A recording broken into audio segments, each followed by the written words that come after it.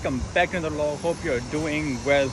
अभी मैं नानजिंग के डाउनटाउन में हूँ, शिंजियाकू के एरिया में हूँ और मुझे यहाँ पे कुछ काम था। It's been a very long time. मैं काफ़ी अर्से बाद यहाँ पे आ गया हूँ और यहाँ पे हमेशा जब भी मैं आता हूँ हलचल होती है और पूरे नानजिंग में एक मुख्तलिफ रौनक यहाँ पे लगी होती है। हर जगह पे जब आप जाते हैं आपको एक खामोशी भी मिलती है, एक अलग निज़ाम, अलग इंफ्रास्ट्रक्चर भी मिलता है। लेकिन जैसे ही आप शिंजियाकू की तरफ आते हैं तो हलचल यहाँ पे होती है और चाहे लोगों का रश हो, गाड़ियों का रश हो, तो हर जगह पे यहाँ पे बड़ा बिज़ी टाइम गुज़रता है और यहाँ पर इंफ्रास्ट्रक्चर भी काफ़ी अलग है। मुझे तो यहाँ पे जो ये हलचल होती है ये बड़ी अच्छी लगती है। आज मैं आप लोगों को शिंजियाकू में घुमाता हूँ। अभी जिस एरिया में हूँ यहाँ पर बहुत ज़बरदस्त किस्म के कैफ़ेज़ भी हैं और एक बाज़ार टाइप है जहाँ पे शॉपिंग भी आप कर सकते हैं। तो ये मैं दिखाता हूँ। मैं फ़र्स्ट टाइम इस एरिया को एक्सप्लोर कर रहा हूँ और इन्होंने जो बोर्ड्स वगैरह लगाए हुए हैं इससे पता चलता है कि ये कोई इटालियन बाज़ार है या इस तरह कोई मार्केट है। ये आप सामने जितना भी देखते हैं तो आपको स्काईक्रैपर्स नज़र आते हैं, बड़े हाईवेज़ है, रश है। फिर उधर से ही आप थोड़ा सा इस तरफ आते हैं तो आपको ये अलग इंफ्रास्ट्रक्चर भी नज़र आता है और यहाँ की जो ये इंफ्रास्ट्रक्चर है यहाँ पे मुख्तलिफ़ किस्म के शॉप्स बने हुए हैं, कैफ़ेज़ भी हैं और आप शॉपिंग भी कर सकते हैं। तो ये जगह खैर मैंने फ़र्स्ट टाइम देखी है, मैं पहले यहाँ पे नहीं आया हूँ। अंदर भी मैं जाता हूँ, देखता हूँ कि ये किस तरह है। इस एरिया से आप जैसे ही गुजरते हैं तो पूरा सामने जो डाउनटाउन है शिंजियाकू वाला एरिया वो नज़र आता है। इसके बैक पे रिट्स कार्ल्टन भी है, तो बड़े स्काईक्रैपर्स इससे उसी साइड पे हैं। बल्कि जो ये वाला एरिया है यहाँ पे इतनी ज़्यादा स्काईक्रैपर्स तो नहीं है इधर इस एरिया में। इर्द गिर्द तो बहुत सारे हैं। अब जिस तरह ये वाला एरिया है यहाँ पर आप सामने जाते हैं, मेरे ख्याल में उन्होंने आउटडोर सेटिंग भी रखी हुई है। मैं बैक पे आ गया हूँ, बैक साइड पे। यहाँ पर घर भी बने हुए हैं और बहुत पुराने घर भी हैं, नए घर भी बने हुए हैं। तो ये बिल्डिंग्स का बैक एरिया है। ये यहाँ पे इस तरह स्टोरेज बनी होती हैं जहाँ पे आप अपनी चीज़ें भी रख सकते हैं या आपने कोई चीज़ ऑर्डर की भी होती है तो वो भी यहाँ पे आती हैं। और ये उन्होंने बैकग्राउंड पे ये मेरे ख्याल में आउटडोर सेटिंग बनाई हुई है इस एरिया का। तो ये आप चेक कर लें, ये स्टोन के बने हुए हैं और अभी तो खैर मॉर्निंग टाइम है, पर इट लुक्स सो नाइस। पूरा इंफ्रास्ट्रक्चर यहाँ का चेंज है और यहाँ पे थोड़ी खामोशी भी है। मतलब आप जिस तरह थोड़ा सा ही आगे चलते हैं तो बहुत ही रश होता है, शोर भी है लोगों का। लेकिन इसी एरिया में काफ़ी सुकून है और यहाँ पे आप बैठते हैं कैफ़ेज़ में भी तो आपको बड़ा अच्छा फ़ील होता है क्योंकि रश इतना नहीं है, गाड़ियों का भी इतना शोर नहीं है। क्योंकि बाहर जितनी भी साइड वाले एरिया पे आप जाते हैं बहुत ज़्यादा बाइक्स होते हैं और रश होता है। तो इस हवाले से outside this place is really nice. आप चेक कर ले पूरा। और यहाँ पे आउटडोर सेटिंग जो इन्होंने बनाई हुई है वो भी काफ़ी ज़बरदस्त है। यहाँ पे उन्होंने ये फुआरे भी लगाए हुए हैं और पिक्चर्स के लिए भी मुख्तलिफ जगह बनाए हुए हैं इन्होंने। चाइना में आप किसी भी कैफ़े में जाते हैं या रेस्टोरेंट में जाते हैं तो आपको टेबल पे इस तरह या टेबल पे उन्होंने स्टिक किए होते हैं या इस तरह आपको मिलते हैं QR कोड्स। तो आप उसको स्कैन करते हैं और पूरे मेन्यू आपको उधर आ जाती है, आप ऑर्डर भी उधर ही कर सकते हैं। नानजिंग में आपको जगह जगह इस तरह के एरियाज़ मिलते हैं जहाँ पे आप आराम से जाके एंजॉय कर सकते हैं, जहाँ पे आपको खामोशी भी मिल सकती हैं। बहुत सारे इस तरह के शॉपिंग के भी एरिया हैं, स्पेशली शानलैंड के अंदर तो बहुत ही ज़बरदस्त एरियाज़ हैं। और शानलैंड के अलावा यहाँ पे जो 1912 डिस्ट्रिक्ट है वो भी बड़ा ज़बरदस्त है। और ये वाला एरिया जो शिंजियाकू के अंदर है ये भी अच्छा है, ये बिल्कुल पास ही है। तो शिंजियाकू बहुत ही फैला हुआ है तो आपको हर तरह का इंफ्रास्ट्रक्चर या हर तरह का एनवायरनमेंट मिल सकता है। अब यहाँ पर जैसे ही आप सामने वॉक करते हैं तो शिंजियाकू का एरिया शुरू हो जाता है। सामने ये रिट्स कार्ल्टन होटल है और उसके अलावा जो 3G प्लाजा है, जो शॉपिंग सेंटर्स हैं वो सारे ही यहाँ पर हैं। अब यहाँ पर रश भी बहुत होता है और यहाँ के जो बहुत सारे एरियाज़ हैं, बहुत सारे बिल्डिंग्स हैं जो बहुत ही तारीख़ है। फॉर एग्ज़ाम्पल ये हैं और ये जो सामने जितनी भी आपको नज़र आते हैं ये सारे बहुत ही हिस्टोरिकल हैं और हिस्टोरिकल सिग्निफिकेंस भी हैं। यहाँ पर ये स्टेचूज़ आप चेक कर लें, बहुत ही ज़्यादा लोग इसको पसंद करते हैं। और शिंजियाकू के अंदर और जो डाउनटाउन के अंदर रोड है वो बहुत ही कुशादा है, लेकिन जो मोस्ट इम्पॉर्टेंट चीज़ है वो यहाँ पे ये दरख्त है। आप चेक कर लें, बहुत ही बड़े बड़े दरख्त हैं और ये भी बहुत पुराने हैं। स्पेशली बहुत सारे जगहों पे इस तरह है कि यहाँ पर जो दरख्त हैं वो रोड के दोनों अतराफ पे हैं और उन्होंने रोड को ऊपर से बहुत ही कवर किया हुआ होता है। तो समर्स में सूरज फील ही नहीं होता, तो बड़ा ज़बरदस्त लगता है। ये भी मेरे ख़्याल में ये भी कोई तारीख़ी बिल्डिंग है, लेकिन मुझे पता नहीं कि कौन सा है। इसी एरिया से लेके पूरा इंफ्रास्ट्रक्चर ही चेंज हो जाता है। आपको इसी एरिया से आगे जाके सब के सब बड़े बैंक्स भी नज़र आते हैं और एक एक बैंक का ही बहुत ही बड़ा बिल्डिंग होता है। इसके अलावा और भी बड़े जो होटल्स हैं वो भी यहाँ पर हैं। शॉपिंग की भी बहुत सारे एरियाज़ यहाँ पे हैं और मतलब बड़े बड़े प्लाजे इन्होंने बनाए हुए होते हैं।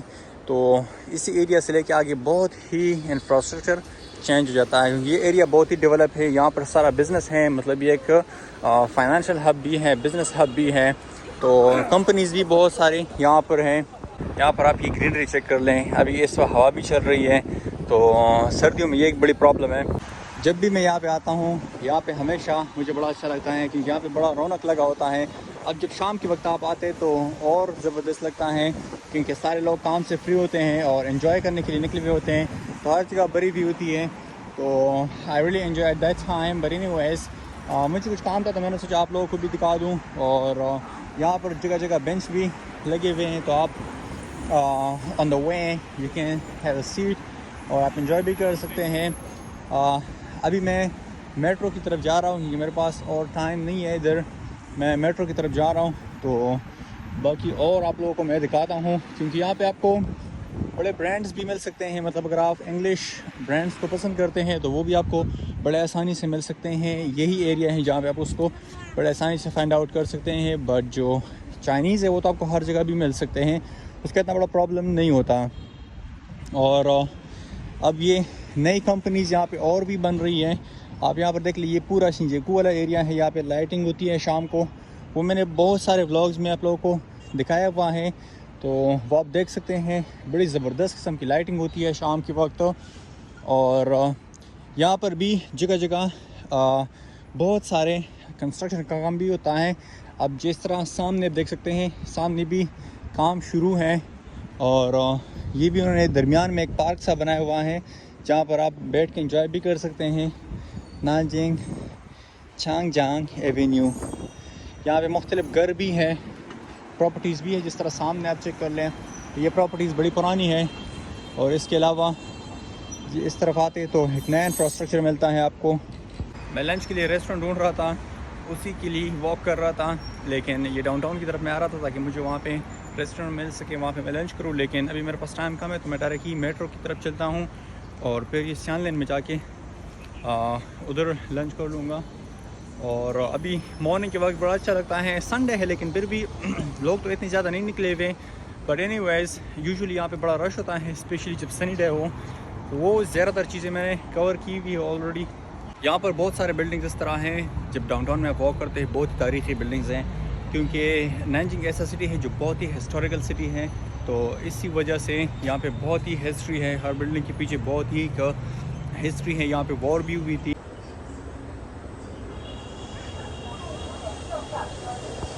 ये है शिंजुकू का स्टेशन, मेट्रो स्टेशन।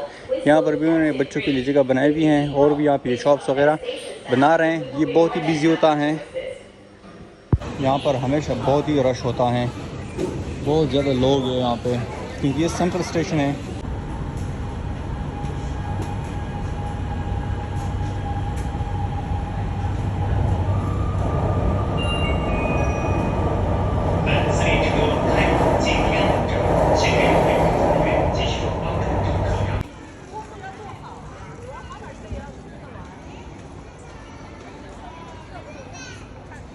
यहाँ पर शिंजांग वालों के रेस्टोरेंट से मैंने लंच तो कर लिया है। ये एरिया दिन के वक्त बड़ा खामोश रहता है, रात के वक्त भी यहाँ पे लोग होते रहते हैं, लेकिन जो शिंजांग वाले रेस्टोरेंट से ये अक्सर शाम को ओपन होते हैं। तो अभी भी जब भी मैं दिन के वक्त जाता हूँ तो अक्सर वो सफाई कर रहे होते ही मैं लंच के वक्त भी। तो लंच मैंने यहाँ से कर लिया है। अब मैं बस स्टेशन के थ्रू जा रहा हूँ। मैंने आगे मेट्रो लेनी है। मैंने बेल्जियम से चॉकलेट्स मंगवाए हैं। मेरी एक फ्रेंड थी, वो यूरोप गई हुई थी अभी भी, तो वो साथ लेके आई हैं मैंने वापसी पे, वो भी रिसीव करने हैं। मैं आप लोगों को दिखाता हूँ कि चॉकलेट्स कैसे होंगे।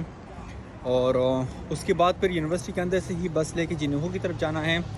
वैसे मैन कैंपस का भी सही मज़ा आता है, बड़ा गेमी होती है, लेकिन चलो अभी बस मैं यहाँ सामने से बस लेता हूँ और let's go and get the chocolates. Finally metro से तो मैं निकल गया हूँ और मेट्रो का सफ़र बहुत ही लंबा सफ़र था। It was just frustrating. इतना लंबा सफ़र नहीं होना चाहिए, लेकिन नानजिंग बहुत ही बड़ा है, आप क्या कर सकते हैं। अभी बस मैं मेट्रो से बाहर आ गया हूँ, लेकिन मुझे थोड़ा सा वॉक आगे करना है। मैंने उधर से वो चॉकलेट्स रिसीव करने हैं और उनके घर से, लेकिन मैं वॉक नहीं करना चाह रहा। मैं चाह रहा हूँ कि भाई यहाँ से मैं बाइक ले लूँ और बाइक के थ्रू ही मैं आगे चला जाऊँ। उसके बाद फिर मैं थोड़ा सा और भी मुझे मेट्रो यूज़ करना पड़ेगा 2-3 स्टेशन तक, क्योंकि मुझे मेन कैंपस जाना है। डिनर भी मैं वहीं पर कर लेता हूँ, अगर टाइम था तो उधर ही बैठ के कर लेंगे, नहीं तो मैं मेन कैंपस के अंदर जो कैंटीन है वो भी मैं आप लोगों को दिखा देता हूँ। अभी पहले उधर चलते हैं। ये एरिया भी काफ़ी ज़बरदस्त है, बहुत सारा रश वाला एरिया है। यहाँ पे बहुत सारी कम्युनिटीज़ आबाद है। यहाँ पे सही रश होता है क्योंकि ये हर तरफ यहाँ पे सारे रेजिडेंशियल अपार्टमेंट्स हैं और उसी के बाहर इन्होंने बहुत सारी शॉप्स बनाए हुए हैं। तो यहाँ पर भी बहुत सारे शॉप हैं, इधर भी बहुत सारे शॉप हैं। तो ये एक अच्छी बात है कि यहाँ पे आपको हर चीज़ बड़े आसानी से मिल सकती हैं। मतलब अगर आप ऊपर रह रहे हैं तो नीचे बड़ा आसान है। इधर बहुत बड़े बड़े मार्केट्स हैं और हर चीज़ एक्सेसिबल है। यहाँ हर जगह कंस्ट्रक्शन का काम होता है। अब यहाँ पर भी ये इसी स्ट्रीट को बना रहे हैं, तो यहाँ पर भी काम चल रहा है। और रोड केस यहाँ पर ना बहुत ही फुल हॉर्न बज रहे हैं, क्योंकि अक्सर रोड ब्लॉक हो जाता है, यहाँ पे रश बहुत होता है। लेकिन फिर भी ये अच्छी जगह है, लोकल एरिया है। ये मैं कह सकता हूँ कि ये फुल लोकल एरिया है, लेकिन इतना भी लोकल नहीं। यहाँ पे सारी चीज़ें अवेलेबल हैं। मतलब इंग्लिश फूड भी आपको आसानी से मिल सकता है। आप थोड़ा सा आगे जाते हैं तो वो पूरा इंग्लिश एरिया है, नए मॉल्स है, सारी चीज़ें वहाँ पे हैं। ये आप चेक कर लें कितना ही रंगीनी है। और बस ये मुझे बाइक मिल गया, ये वाला ले लेते हैं। इसके ऊपर पता नहीं उन्होंने क्या लगाया हुआ है। अच्छा, वो रेंट का स्टिकर उन्होंने लगाया है कि अगर किसी को रूम वगैरह चाहिए या घर चाहिए तो नंबर पर रब्ता करें। मैं ये वाला बाइक ले लेता हूँ और आगे पर मिलते हैं। तो मैंने रिसीव कर दी हैं, ये उन्होंने बेल्जियम से ख़रीदी हैं। इस पर ये बेल्जियम की मशहूर चॉकलेट्स के ऊपर ये निशान भी लगी हुई है डार्क चॉकलेट की। लेकिन ये चॉकलेट्स बड़े अच्छे हैं और आप चेक कर ले बाहर व्यू। अभी बस मैं ये मेन कैंपस जाता हूँ, इसको भी ट्राई करके मैं आप लोगों को दिखाता हूँ किस तरह है। ये मेन कैंपस की रौनकें हैं। यहाँ पर ये रेस्टोरेंट्स वगैरह भी बहुत से बने हुए हैं। हम मिडिल कैंपस की तरफ जा रहे हैं, वहाँ पे कैंटीन है, सारे अपार्टमेंट्स वगैरह हैं और यहाँ पे सामने कैंटीन भी है। तो यहाँ पे आपको अच्छे से खाने भी मिल सकते हैं। अच्छी बात ये कि ये रात देर तक खुली होती है। ये मैंने मिल्क चॉकलेट्स भी मंगवाए हैं और ये कैंडीज़ वाली भी हैं और हेज़लनट वाली भी हैं। ये मैं ट्राई कर रहा हूँ। अभी इसमें ये ब्लैक भी हैं। मुझे लगता है ये कंप्लीट ब्लैक तो नहीं होंगे, लेकिन अमेजिंग, बहुत ही ज़बरदस्त है। इसके अंदर तो मिल्क है, ये प्रॉपर ब्लैक नहीं है। और ये जो है ना, ये मुझे लगता है कंप्लीट ब्लैक है।